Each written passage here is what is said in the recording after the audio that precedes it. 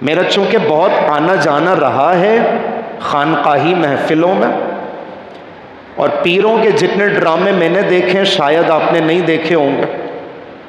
ایک صاحب سے میں نے پوچھا کہ سر انگوٹھی ایک جائز ہے، اور آپ نے ماشاءاللہ جیسے کہتے ہیں نا کہ انگلیاں کم انگوٹھیاں زیادہ، پتھروں کے اوپر بلیف کر کے بیٹھے ہوئے، حالانکہ ہم لوگ انگوٹھی صرف سنت کی نیت سے پہنتے ہیں، اس کے علاوہ کوئی دوسرا ہمارا مفاد وابستہ نہیں ہے۔ قرآن و حدیث میں کہیں پر بھی نہیں لکھا کہ انگوٹھی کا پتھر آپ کو کروڑ پتی انسان بنا دے گا، یہ کہیں پر، یہ خالی بیوقوف بنانے کے طریقے۔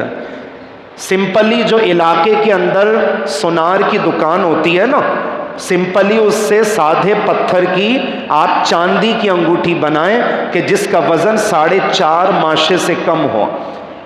تو ہم نے آستانے میں پوچھا کہ حضرت صاحب ہم نے تو ایک انگوٹھی پہنی ہوئی ہے، اعلیٰ حضرت ایک انگوٹھی پہننے کی تلقین کر رہے ہیں، جتنے بڑے بڑے چوٹی کے علماء کرام ہیں سب کے ہاتھوں میں کتنی انگوٹھیاں ہوتی ہیں؟ نوٹ کر لیجئے گا، ایک انگوٹھی ہوتی ہے، اور ماشاءاللہ آپ نے 2 سے 3 انگوٹھیاں پہنی ہیں۔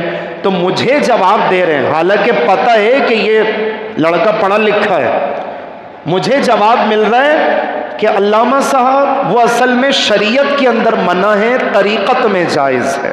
واہ بھائی واہ، میرے 8 سالہ درس نظامی کے اندر میں نے کبھی بھی اصول فقہ کے اندر یہ اصول نہیں پڑھا ہے کہ شریعت کے اندر جو چیزیں منع ہوں وہ طریقت کے اندر جائز ہو جائیں گی۔ آپ نے کبھی پڑھا ہے حمزہ؟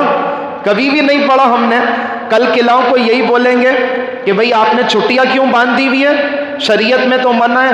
ہاں شریعت میں منع ہے، طریقت میں جائز ہے۔ بھئی آپ نے ہاتھوں میں کڑے کیوں پہنے ہوئے؟ ہاں شریعت میں منع ہے، طریقت میں جائز ہے۔ بھئی خواتین کے ہجوم کے اندر آپ کیوں بیٹھے ہوئے؟ بھئی شریعت میں منع ہے، طریقت میں جائز ہے۔ اسی طرح کی باتیں کر کے ہماری عوام کو جادو ٹونے کے جو ہے نا وہ اس کے گمان کے اندر پھنسا کر کے ایسا بیوقوف بنا دیا ہے کہ ہماری عوام اب مسجدوں میں کم آستانوں میں زیادہ نظر آئے گی۔